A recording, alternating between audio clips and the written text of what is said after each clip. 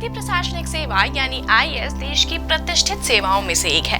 देश की सेवा करने का जज्बा रखने वाले हर 10 में से 8 छात्रों की चाहत होती है कि वह आईएएस बनकर देश की सेवा करे। भारतीय प्रशासनिक सेवा जितनी आकर्षक जॉब है उतनी ही चुनौतीपूर्ण भी है। यही कारण भी है कि आईएएस एग्जाम की तैयारी के लिए तमाम कोचिंग सेंटर्स भी देश भर में खुल गए हैं। अब देखा जाए तो आजकल मार्केटिंग को छोड़कर और कुछ भी शेष नहीं है। कई बार कोचिंग इंस्टीट्यूट्स अच्छे मिलते हैं तो कभी सिर्फ पैसा लेने वाले। एक सवाल जो हर किसी उम्मीदवार के मन में रहता है वह यह है कि सवाल रहता है कि आखिर क्या जरूरी है, सेल्फ स्टडी या कोचिंग। तो चलिए आज इन्हीं विषयों पर बात करते हैं। तो नमस्कार, मैं कृतिका आप सभी का स्वागत करती हूँ प्रभात एग्जाम के यूट्यूब चैनल पर। यह एक ऐसा प्लेटफॉर्म है जो आपको मिलती है सभी कॉम्पिटिटिव एग्जाम्स के बारे में महत्वपूर्ण जानकारियाँ जो आपको किसी भी एग्जाम में सफल होने में मदद कर सकती हैं। अगर आप हमारे यूट्यूब चैनल पर पहली बार आए हैं तो हमारे चैनल को लाइक और सब्सक्राइब जरूर करें और हमारी वीडियोज को सबसे पहले देखने के लिए बेल आइकन जरूर दबाएं। तो चलिए शुरुआत करते हैं आज की इस वीडियो की। ऐसा नहीं है कि किसी कोचिंग सेंटर से कोचिंग लिए बिना आप आईएएस नहीं बन सकते। आप घर पर बैठे खुद ही पढ़ाई करके भी आईएएस बन सकते हैं। कई उम्मीदवारों के प्रश्न होते हैं कि क्या आईएएस सिलेबस के बारे में पूरी जानकारी दे सकते हैं। History, general knowledge, current affairs पर मेरी अच्छी पकड़ है, पर कोचिंग मार्गदर्शन न हो पाने के कारण अच्छी तैयारी नहीं हो पाती। तो इसका उत्तर यही है कि आईएएस यानी भारतीय प्रशासनिक सेवा संघ लोक सेवा आयोग यूपीएससी द्वारा हर साल आयोजित की जाने वाली सिविल सेवा परीक्षा के जरिए चुने जाते हैं। इस परीक्षा का पूरा सिलेबस आयोग की वेबसाइट पर देखा जा सकता है। जहां तक कोचिंग मार्गदर्शन की बात है तो ऐसा कोई जरूरी नहीं है। आप सेल्फ स्टडी से भी इस परीक्षा की अच्छी तैयारी कर सकते हैं। हाँ, इसके लिए आपको इस परीक्षा के पाठ्यक्रम पर अच्छी पकड़ बनाते हुए प्रश्नों को हल करने का अधिक से अधिक अभ्यास भी करना होगा। मुख्य परीक्षा के लिए उत्तर लिखने का अभ्यास कर सकते हैं और साथ ही किसी वरिष्ठ या जानकार अध्यापक को दिखाकर उस पर उनकी राय भी ले सकते हैं। प्रारंभिक और मुख्य परीक्षा के पिछले कुछ वर्षों को प्रश्नों को देखकर आप इस परीक्षा में पूछे जाने वाले प्रश्नों की प्रकृति को समझते हुए उसी के अनुसार अपनी तैयारी कर सकते हैं। बेहतर होगा कि आप एनसीईआरटी की 12वीं तक की पुस्तकों और सीमित मात्रा में अन्य संदर्भ पुस्तकों, पत्रिकाओं, अखबारों और आदि की सहायता से फोकस स्टडी का फॉर्मूला अपनाएं। अगर आप थोड़े टेक सेवी हैं या हो जाते हैं तो ऑनलाइन भी भरपूर स्टडी मटेरियल और टॉपर्स के टिप्स उपलब्ध हैं।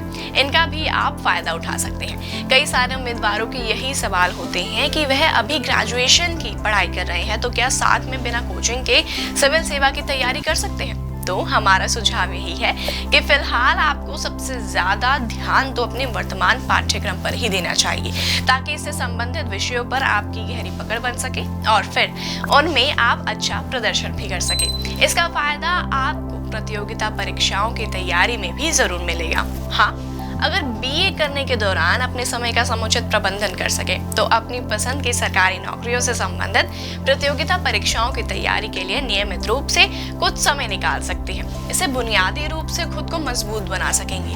कई बार जो साइंस स्ट्रीम के स्टूडेंट्स होते हैं उन्हें भी यही सवाल होता है, क्या डाउट्स होते हैं कि क्या वह बिना कोचिंग के सिविल सेवा को क्लियर कर सकते हैं। अगर आप अपनी पसंद की स्ट्रीम और विषयों का चयन करते हैं तो उसे पढ़ना आपको हमेशा अच्छा लगेगा।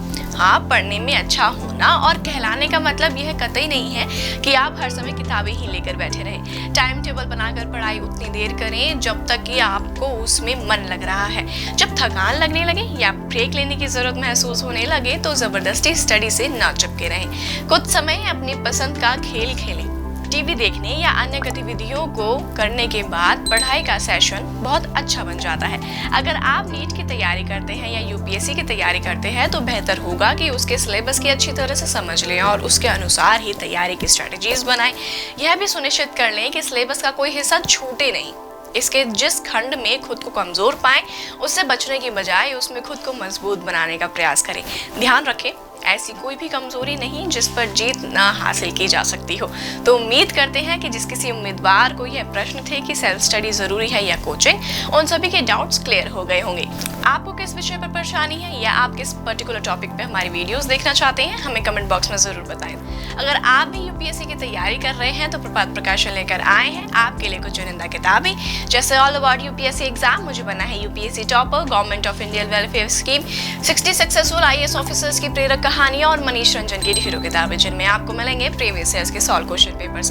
अगर आप उन सभी किताबों को मंगवाना चाहते हैं या ऑर्डर करना चाहते हैं तो आप उन्हें अमेजन या फ्लिपकार्ट से मंगवा सकते हैं या स्क्रीन पर दिए गए नंबर पर संपर्क करके उन्हें ऑर्डर कर सकते हैं। दोस्तों, एक और महत्वपूर्ण जानकारी, अगर आप कुछ न्यूली अपडेट्स के लिए हमारे साथ जुड़ना चाहते हैं तो आप हमें इंस्टाग्राम या हमारे फेसबुक पेज पर हमें फॉलो जरूर करिए। तो उम्मीद है आपसे फिर मुलाकात होगी प्रभात एग्जाम के यूट्यूब चैनल पर। तब तक के लिए नमस्कार। यूपीएससी की प्रीलिम्स परीक्षा में गारंटीड सक्सेस के लिए भारत का प्रसिद्ध पब्लिशर प्रभात प्रकाशन आपके लिए लाया है यूपीएससी 26 वर्षों के topic wise solved papers. IAS doctor Manish Ranjan की इस बुक में है एक्सप्लेन्ड आंसर्स और ट्रेंड एनालिसिस। इसके साथ ही जरूर पढ़ें यूपीएससी सीसैट, जिसमें है पेपर 2 के 2011 से 2020 के सॉल्व्ड पेपर्स। ये दोनों बुक्स इंग्लिश में भी अवेलेबल हैं। आज ही ऑर्डर करें ऑनलाइन अमेजॉन या फ्लिपकार्ट से और क्रैक करें यूपीएससी एग्जाम।